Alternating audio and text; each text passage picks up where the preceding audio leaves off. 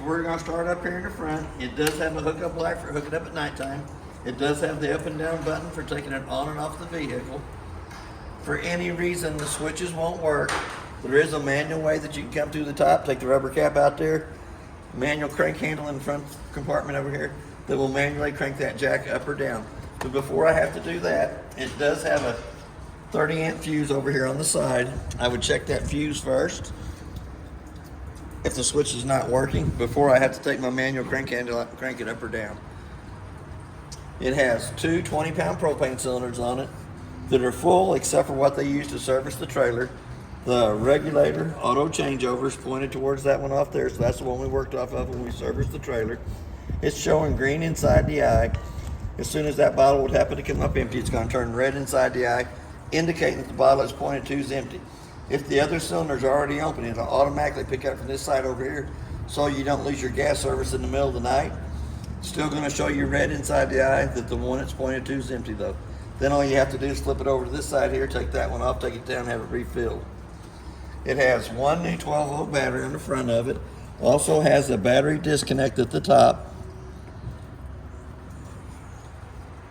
The battery disconnect's used for when you're not using the vehicle.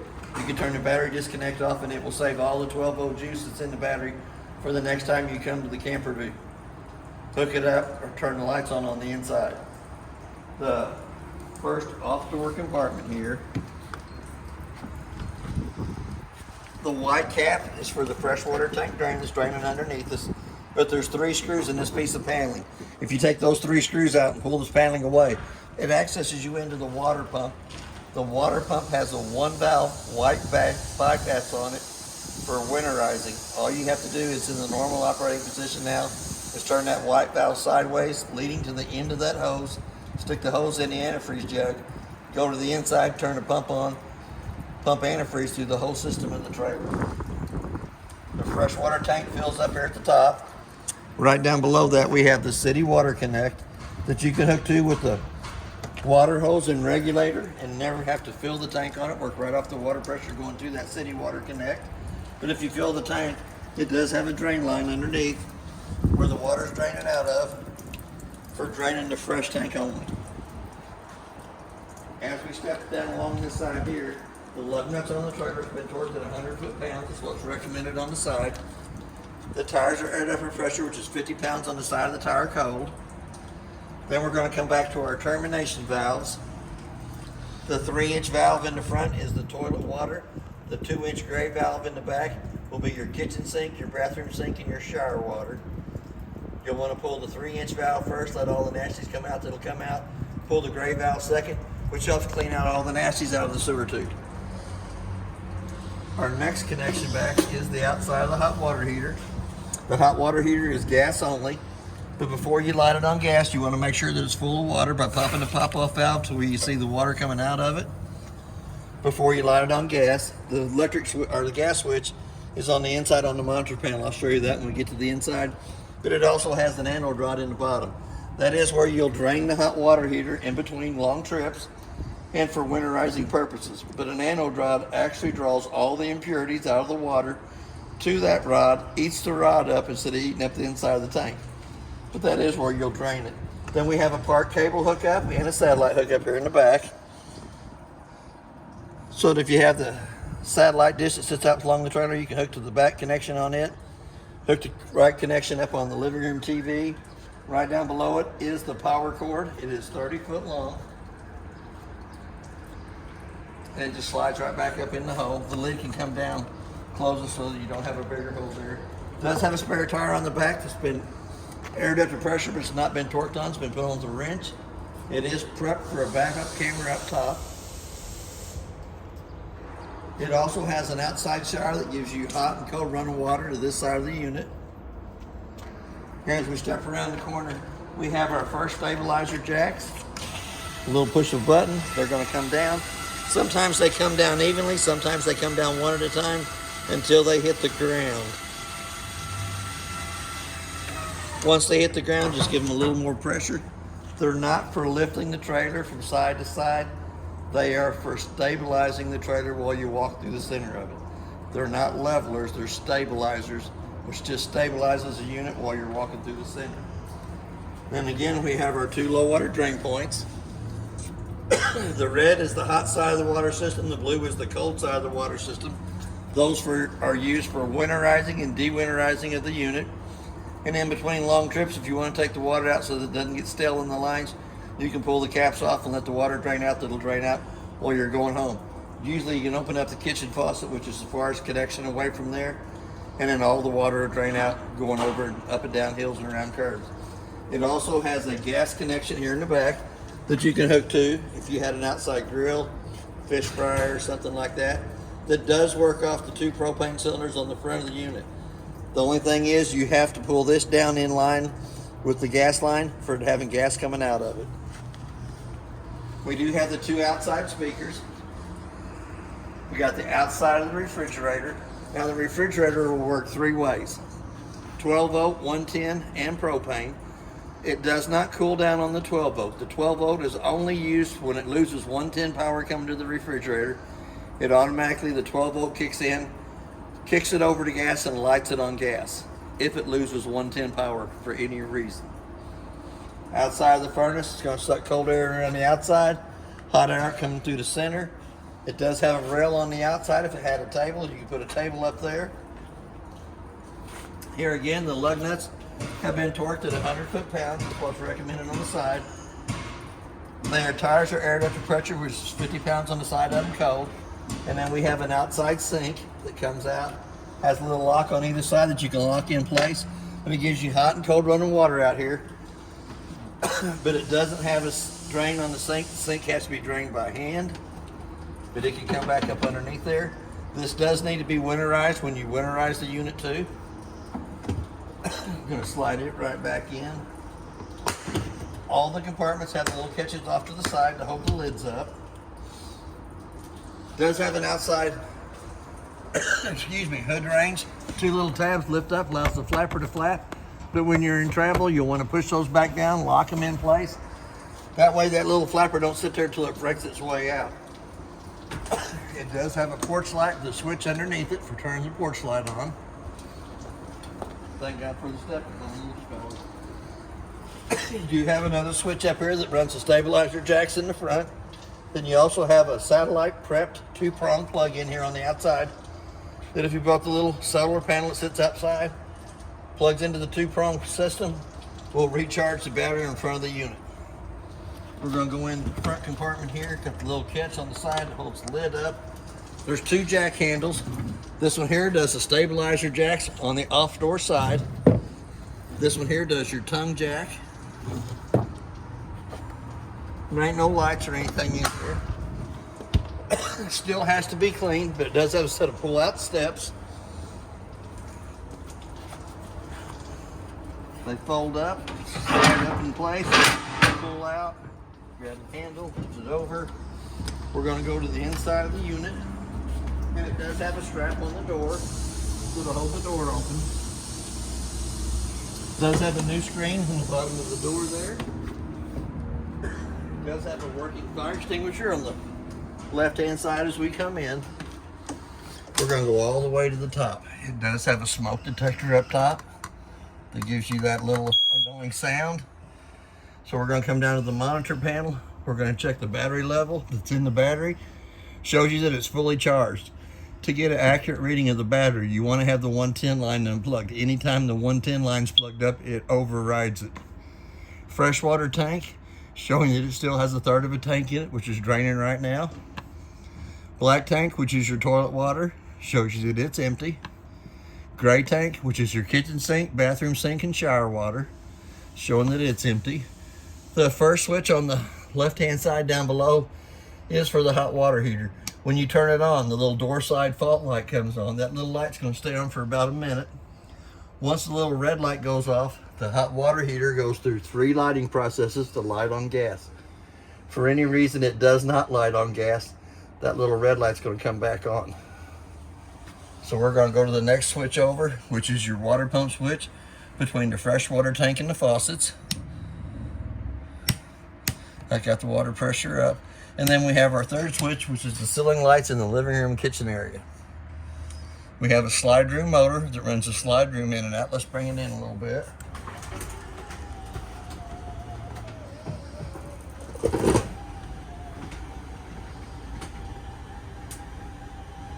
It's always good to make sure there's not a vehicle parked up along the side of the slide room before you run it out, or a tree.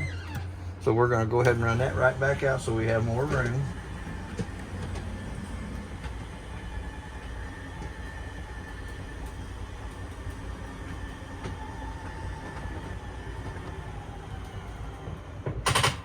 And anytime it starts ratcheting like that, you need to let off the button because it's actually bouncing on the motor. Then we have the awning switch. It runs the awning out. We can't get the awning too far out because they brought that bigger trailer in, but we can run it out to where you can see there's no holes in the canvas. I'm gonna stop it right about there. But there is a pinch point on each one of the arms at the bottom that you can pull down against to put the pitch of the rain going towards the back or the front, either way you wanted to do it, usually towards the back because it's farthest away from the door. And I'm gonna go ahead and leave that out for right now. We have a GFCI outlet to the right or left side of the stove. We have our controls for our Suburban furnace. It is in the off position, so all you gotta do is kind of click it up, turn it up to whatever temperature you want it to come up to. Excuse me. Automatically, the fan's going to come on. It's going to run for about a minute. It has its own igniter on it that lights itself. And then once it's lit, you can tell the temperature change in the brown vents coming out from underneath the cabinets. And the brown vents are all the brown vents that are on the cabinets on the side, and it does come straight out of the front of the furnace. So I'm going to go ahead and kick that back off for now. Pretty good sized cabinet space up above. Lots of extra storage room. Does have a microwave that I did warm my breakfast up in this morning. Does have a light for the stovetop. Does have a fan. For the fan to work properly, the two tabs on the outside rain shed have to be lifted up. Allows the flapper to flap. So we're going to come down to the stovetop. We're going to turn it to the high light position. We're going to take a long lighter or match for lighting it.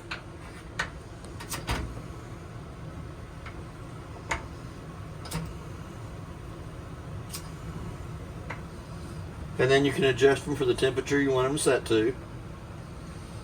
So we're going to turn them back off so they don't get hot to the touch of the hand.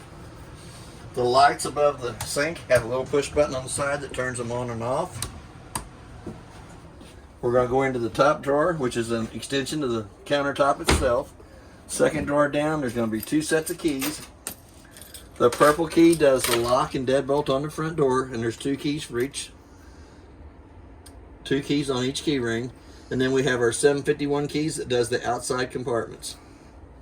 The little key with the button on it does have a light that lights up so you can see the hole when you stick the key in. Oh, that's pretty cool. And then they got a extra key on each one of the key rings that is the same number as the other one. All the paperwork that was in the units in this gray bag. So I'm going to stick them right back down in there. A couple more drawers down below it. Pretty good sized drawer space. Pretty good sized space underneath the sink.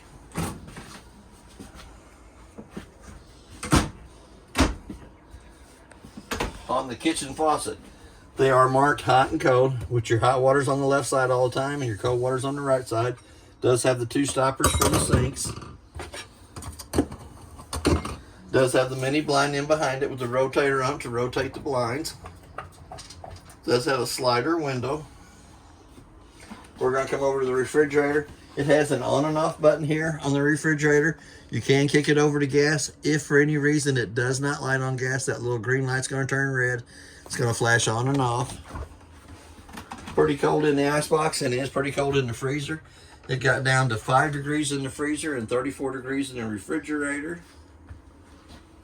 Still needs to be cleaned. Front of the furnace blows hot out the front of the furnace and all the round fixtures on the cabinets.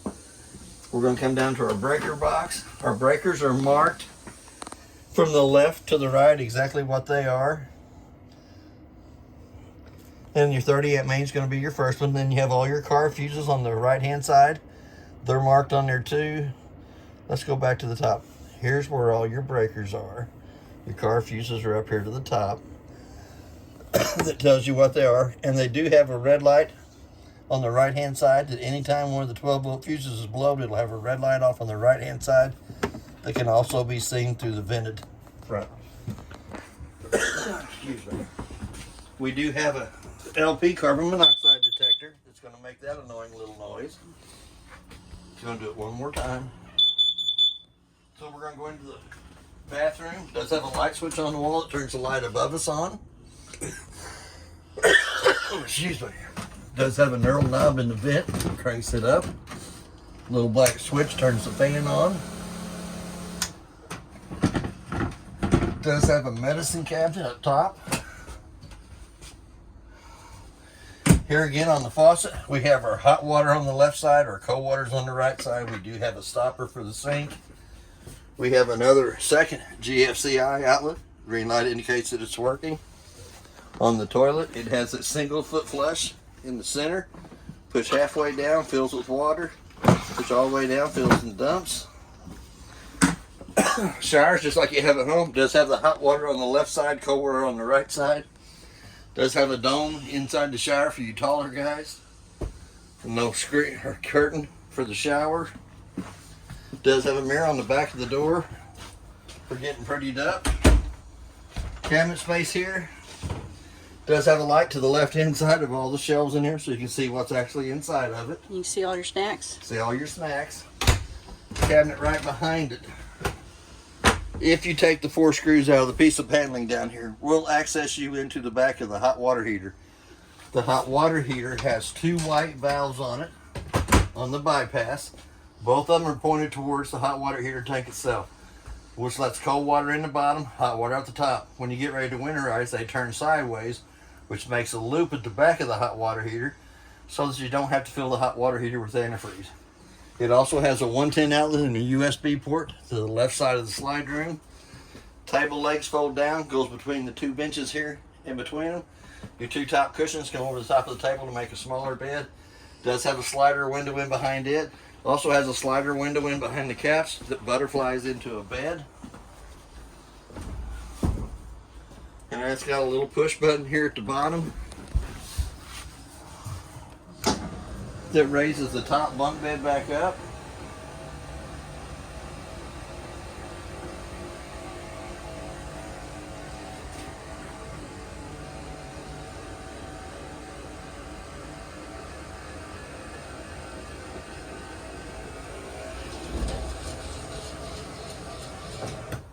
And then there's a cushion on the master bed that comes over the top of the bunk bed for the top.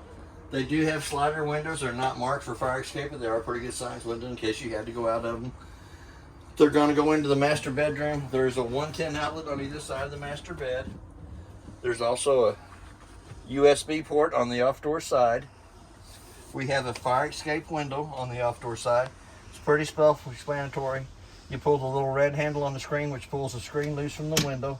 Red handle here comes out, it goes all the way through the window frame at the bottom for access out this side of the unit.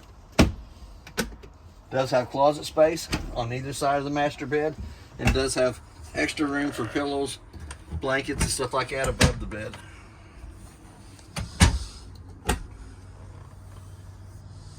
Here's your little mattress for the top bunk.